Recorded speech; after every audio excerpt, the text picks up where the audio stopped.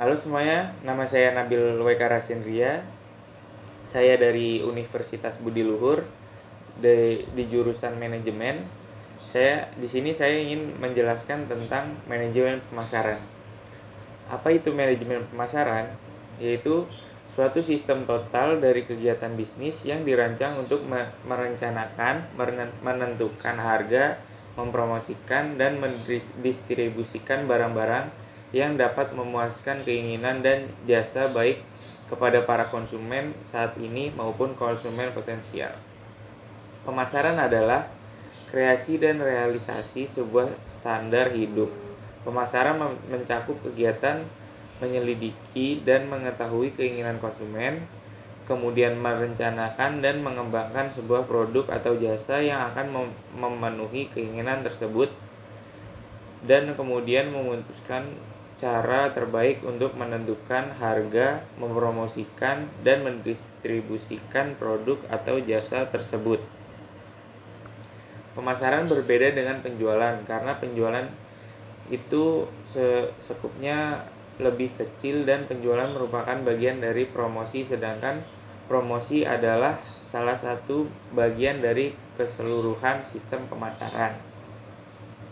Pemasaran juga berbeda dengan seni dagang atau merchandising karena seni dagang adalah perencanaan produk, perencanaan dalam perusahaan untuk menghasilkan jasa atau produk yang tepat dalam harga yang pantas dan dengan warna serta ukuran yang sesuai. Filsafat pemasaran perdagangan bahwa sebuah perusahaan harus berorientasi ke konsumen, berusaha keras untuk mempunyai volume penjualan yang menghasilkan laba, dan mengkoordinasikan semua kegiatan pemasaran. Kegiatan marketing atau pemasaran merupakan kegiatan perusahaan dalam mengatur atau meluruskan peralatan yang dimiliki ke arah eksploitasi faktor-faktor di luar perusahaan, yaitu pasar, untuk mendapatkan laba. Sifat khusus yaitu eksploitasi faktor-faktor di luar perusahaan inilah yang membedakan fungsi marketing atau pemasaran dari ketiga fungsi pokok bisnis manajemen yang lain.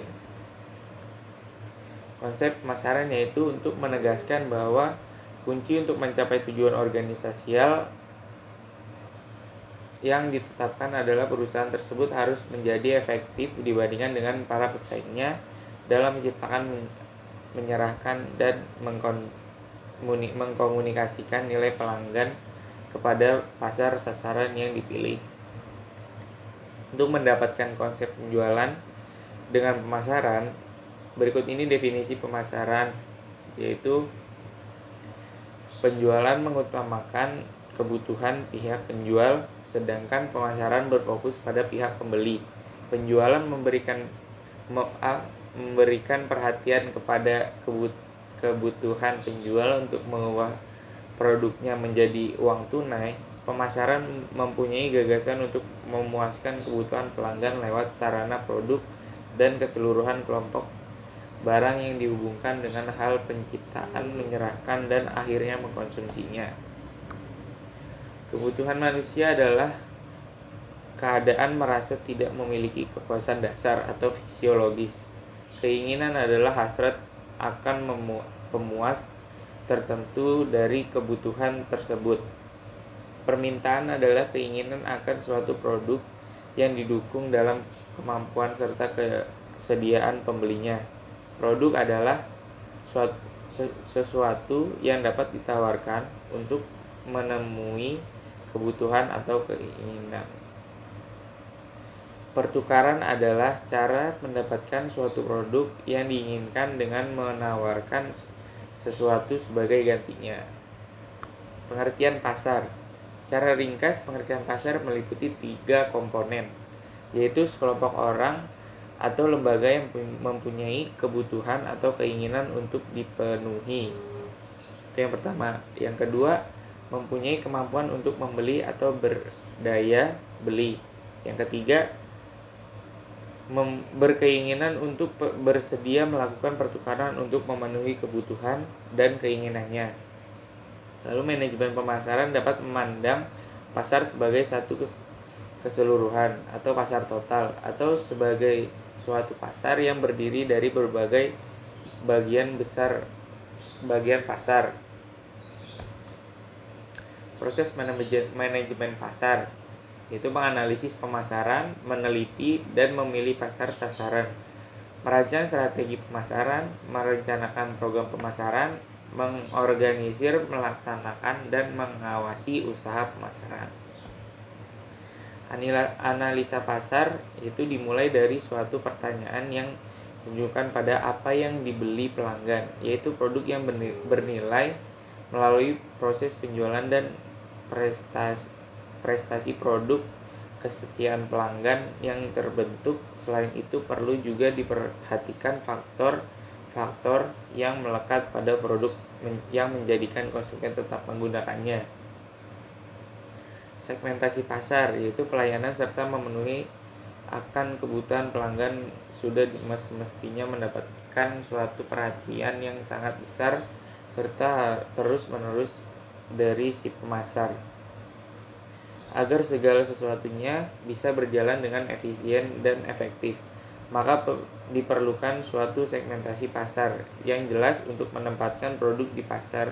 Segmentasi yang dimaksud di sini adalah pengelompokan pelanggan berdasarkan hal-hal yang melekat pada diri pelanggan, contohnya faktor gaya hidup, status sosial, tingkat pendidikan, dan lain sebagainya.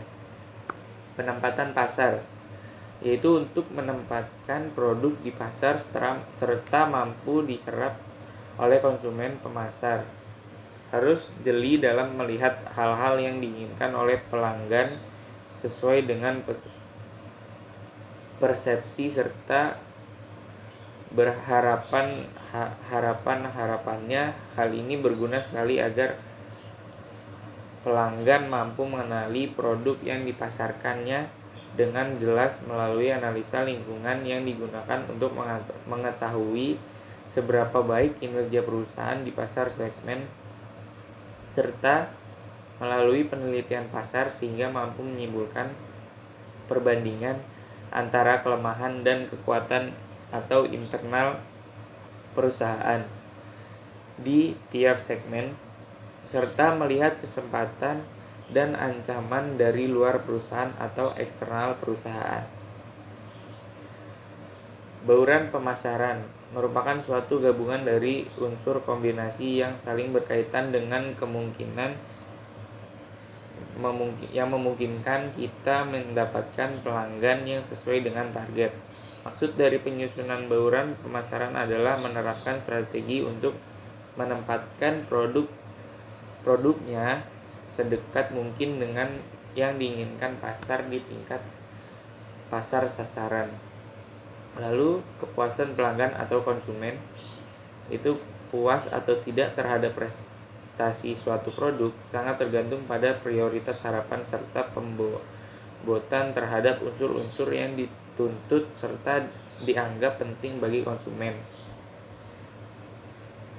Selanjutnya yaitu meneliti dan memilih pasar sasaran melalui segmentasi. Segmentasi adalah usaha untuk membagi pasar ke dalam kelompok-kelompok yang dapat dibedakan satu sama lain dalam hal kebutuhan, karakteristik, atau perilaku yang mungkin akan memerlukan produk dan strategi pemasaran tertentu untuk menjangkaunya.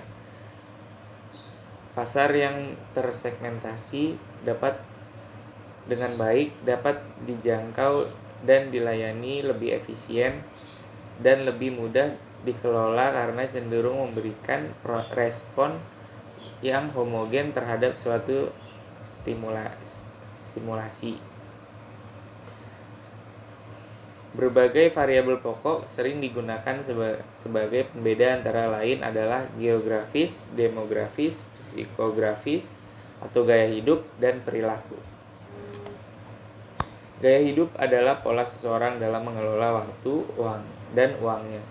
Gaya hidup mempengaruhi perilaku seseorang yang pada akhirnya menentukan pola konsumsi seseorang.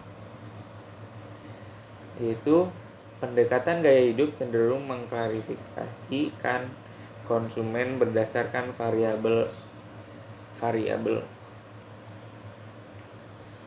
pola seseorang dalam menghabiskan waktunya, minat seseorang, pandangan seseorang terhadap diri sendiri dan orang lain, karakter-karakter dasar.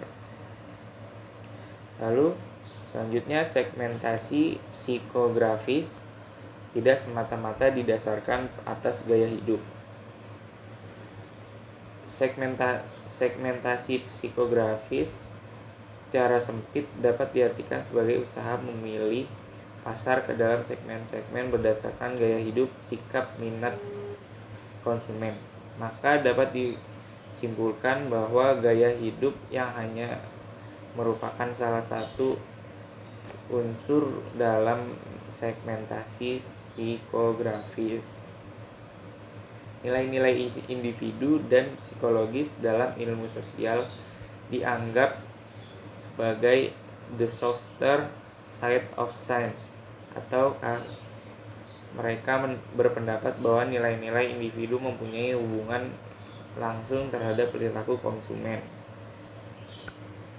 Ada beberapa kondisi yang diperlukan agar proses segmentasi pasar dapat efektif, yaitu luas pasar yang memadai. Contohnya apabila pasar tidak cukup luas untuk dibagi sehingga akan merugikan. Yang kedua yaitu dapat ditindakkan. Contohnya segmentasi pasar akan sulit ditindakkan apabila basis pembagiannya sulit untuk diukur. Misalnya mengukur tingkat motivasi pembelian. Ketiga, dapat dilayani. Segmentasi yang ada harus dapat dilayani. Jika tidak, maka akan sia-sia.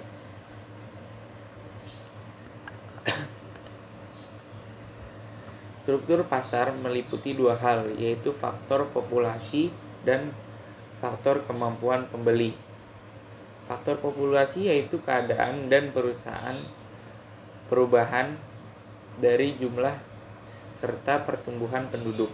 Contohnya luas dan pertumbuhan, struktur umur, pertumbuhan wanita pekerja, jumlah rumah tangga, keluarga kecil, perpindahan penduduk geografis.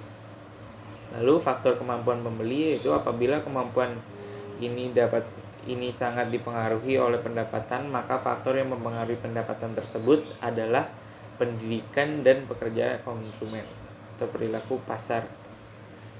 Perilaku pasar terbagi menjadi dua, yaitu satu, pasar individual, meliputi pribadi-pribadi yang melakukan pembelian barang untuk digunakan sendiri atau keluarganya. Pasar organisasi yang meliputi organisasi pembelian yang melakukan keputusan pembelian secara formal atau pembelian untuk dijual kembali, meliputi para penjual atau pedagang, produsen atau industriawan, pemerintah, dan pasar internasional. Perilaku konsumen merupakan tanggapan terhadap rangsangan baik dari luar maupun dari konsumen itu sendiri. Pengaruh luar yang memberi rangsangan kepada konsumen adalah faktor pemasaran dan faktor lingkungan yang lain. Sedangkan pengaruh dari dalam adalah karakteristik pribadi serta pengaruh psikologisnya. Tanggapan atau respon terhadap rangsangan tersebut adalah meliputi pemilihan barang, merek, penjualan, saat, dan kuantitas pembeliannya.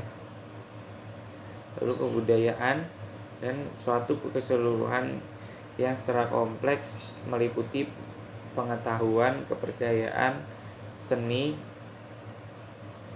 moral, hukum, kebiasaan, kemampuan, dan kebiasaan lainnya yang diperlukan oleh seseorang untuk hidup bermasyarakat. Proses keputusan pembeli yaitu untuk memahami terhadap keputusan pembelian seseorang yang maka diperlukan perhatian. Maka ada yang perlu diperhatikan yaitu peran seseorang dalam pembeliannya. Peran itu dapat sebagai pembeli insentif, pemberi pengaruh, mengambil keputusan, pembeli, dan pemakai akhir. Dengan mengetahui peranan mana yang paling dominan dalam penentuan proses pengambilan keputusan, maka sasaran program pemasaran dapat diarahkan kepadanya. Perilaku seseorang dalam pembelian dapat dibedakan menjadi 4 jenis perilaku seseorang pembelian. Penggolongan ini didasarkan atas variabel tingkat keterlibatan seseorang dalam pengambilannya dan tingkat perbedaan di antaranya berbagai merek barang yang dibeli. Perilaku seseorang dalam pembeliannya yaitu perilaku pembelian kompleks, perilaku pembelian pengurangan ketidaksesuaian, perilaku pembelian perencanaan variasi, dan yang terakhir perilaku pembelian karena kebiasaan. Nah, baik, itu saja materi tentang manajemen pemasaran. Saya ucapkan terima kasih dan maaf jika ada salah kata. Salam budi luhur.